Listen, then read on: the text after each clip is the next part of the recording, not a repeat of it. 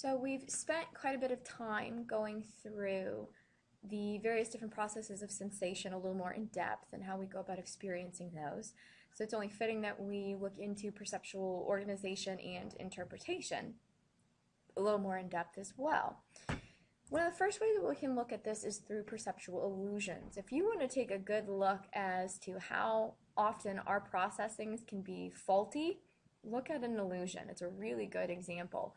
It's good to study faulty illusions because it provides us with a greater understanding of just how our brain processes certain things that it's presented with.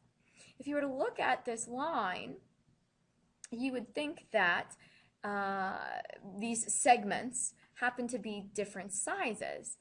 But if you look even further, you'll notice that they are essentially the exact same size, even though these angles tend to kind of distort the perception that's present. So size-distance relationship matters.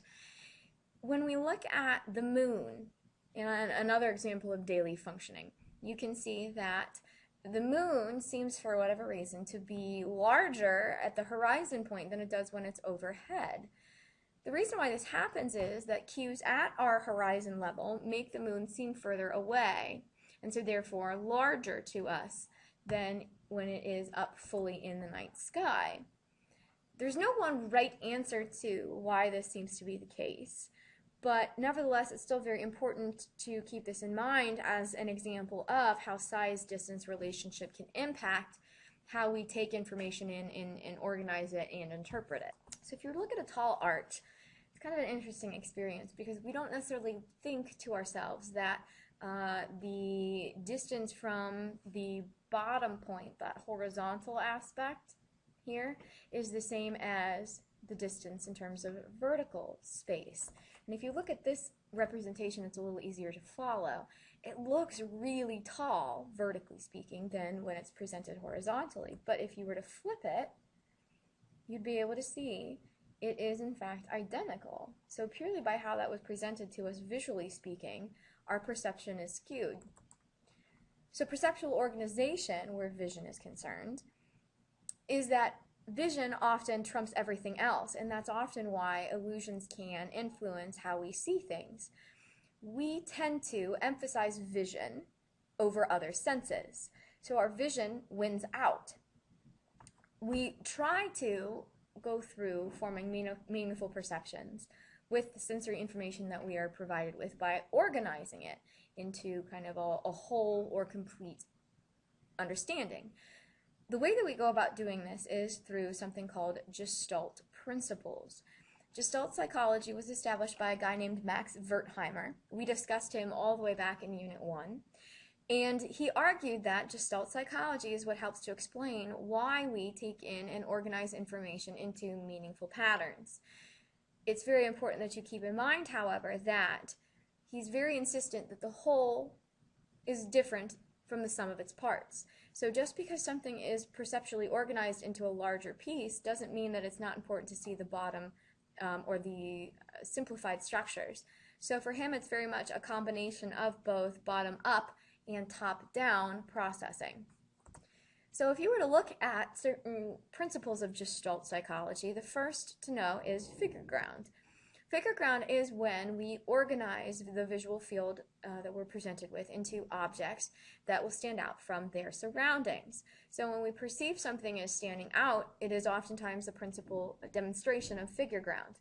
You can see in this image to the left, what image do you see? For some people, it will be two profile faces. Here's the forehead, the nose, the mouth, the chin. Same for this black structure here that is virtually identical. However, to some people, the thing that will point out to them is this white image. It looks like a candlestick or a vase. Some people will think it looks like a cup, like a very fancy wine glass, for example. It just depends on your perception. Either way, the organization of that visual stimuli was presented in a figure ground structure. Same thing goes for this image here. It looks, for example, as if there are two sets of arrows that are in white. You can see them angling down or angling up.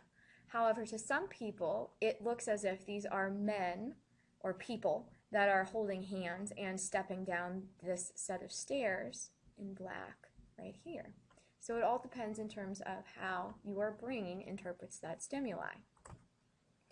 Gestalt grouping is another kind of principle within Gestalt psychology, because this is when we are discriminating between figures from the ground, and our perception needs to go about organizing them into meaningful or useful patterns. So it's trying to make sense out of things that wouldn't necessarily be made sense of. If you look at these here, proximity is when we will take lines and automatically we will just assume that these are together and close. So we see these two, we pair them together. This set right here is a little bit thicker, and then we have a thinner grouping, thicker grouping, thinner grouping. So our brain automatically puts those together and groups them. Another is similarity. We're going to look for the organization that these are circles and these are triangles, and they're grouped in similar patterns. Continuity is another. Interestingly enough, for most of us, we're going to perceive this image here as a squiggle line or a wave with another straight line through it. But what's to say that it wasn't actually created as just parts? That we had this little half circle here, this half circle created here, this one done here, etc., etc. Our brain just automatically organizes it and interprets it as that. And then we have connectedness. We perceive that these objects right here have lines connecting them, and so therefore we perceive them to be together, which is not necessarily the case. Grouping in reality is often influenced by how we construct the world around us. So you can see this image here. I love using this image because it proves my point so well. It looks like this is very much a 3D image, that this is a little doggy house and that these are little dogs that are playing around it. And then you have the creator of it right here. Here's the thing. It's not actually a real house. Purely by the angle that it's presented to us, it looks whole. If you take a look, we've got space right here. But with the way that it was angled, this back supporting beam here actually ends up coming up and cutting through where that space is. So this brings us to depth perception. Fascinatingly enough, we develop the ability to perceive distance and depth from other objects right when we're babies. We've found through research conducted first by Gibson and Walk and then subsequently in later studies that by the time you are 6 months old, you are able to differentiate between different levels of depth. And the way that they did this was something through the visual plane right here, this little activity that's happening. This little baby is walking. This is wallpaper that is placed at the top. You can see the reflection of the mom's hands here. This is glass that's on this side, but they took that same piece of wallpaper and they put it down below on the floor because they wanted to see, can the baby determine and see that this wallpaper is up here, but this paper is down here. And they found that by the time of 6 months old, the babies were able to differentiate between those depths. So we know that it is very much present in our functioning at a very early age. It's important to keep in mind that certain cues towards our vision end up influencing our perception of what we see. So the first type of cue that is out there is one called a monocular cue. Mono means one, ocular means eye, and so this is a cue that you can perceive with only one eye. The first type of monocular cue we're going to discuss is interposition. This is when objects block others, or at least we perceive them to, and so they are perceived as being closer.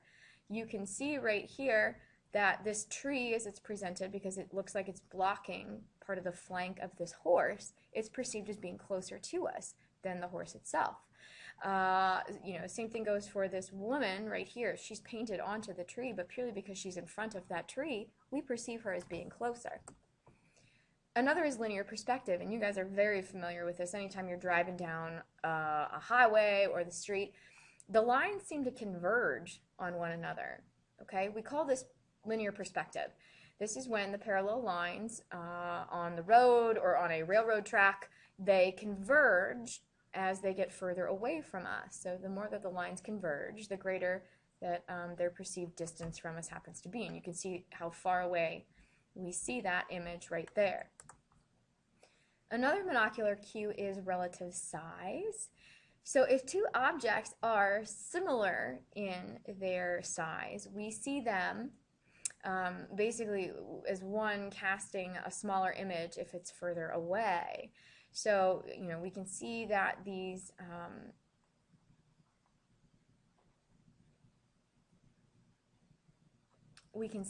lockers here, it looks like they are further away from us because all of them are similar in size, and they are basically similar distance from these doors right here. Another kind of binocular cue is relative height. We see objects that are higher in our visual field as being further away. So we see this right here. This line, we think that it's longer and further away than this right here. If I were to flip this image around, we can see that the white, we perceive this to be closer because it is lower to our visual field. The black is perceived as being further away.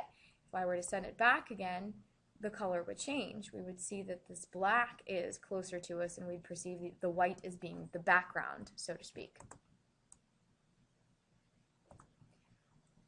Texture gradient is another binocular cue. This is when indistinct texture signals tend to increase distance, or at least our perception of that distance. So you can see these circular things right here. It looks like they're kind of coming out at you and looks like they're getting closer, while these alternatives here seem to make it look as if it is getting further away from us. Now, binocular cues also influence our perception. They're called binocular cues because we use both eyes, hence bi-ocular, to be able to see them or to pick them up. The first is convergence. This is when your eyes move inward towards your nose. You'll see the nearby object as being closer than when it is away from the nose. So, a good example of that is purely just being able to notice your nose being on your face. I'm going to make myself look really silly when I do this, but turn your eyes inward, just like that, and you'll notice your nose. That's a binocular cue of convergence because the eyes are looking in on it. When you look straight ahead, we don't perceive it as being very, very close to us. We don't even really notice that our nose is there. Another type of binocular cue is retinal disparity, and this is one of my favorites personally, because if you put your fingers up in front of your eyes, just like this, and you stare at them, the tips of your fingers, it looks like they are equal distance from one another. But if you were to close one of the eyes, let's say it's your left eye, it looks as if your right hand has moved over. If you open back up again, it looks like they're centered. Now close your right eye, and it looks as if your left hand has changed position and it's moved over this way when in fact it hasn't. So retinal disparity is purely just because of the fact that the eyes are at different spots on your face. So they're going to be able to detect things at different spots. And so this is what explains retinal disparity. Final topic to discuss within perceptual organization is our perception of movement. Two key concepts to talk about. First is stroboscopic movement, or stroboscopic motion. This is our tendency to perceive motion when it's presented to us in a variation of slightly different images. Or when you go to the movies and you look at the film that is presented on the projector and the way that that goes, we perceive it as all one solid motion because of stroboscopic motion perception. Another example of perceptual movement issues is the phi phenomenon. Is when if we see light flashing at certain speed, then it is presented to us essentially as the illusion of motion. So if you look at, for example, signs outside of movie theaters that seem to have the movement of the lights going off, rather than just seeing it as individual representations of that light, we see it as if it's moving. So hopefully we didn't confuse you guys too much in a lot of this content. please just come see me if you do need any clarification on it that you didn't get from the video.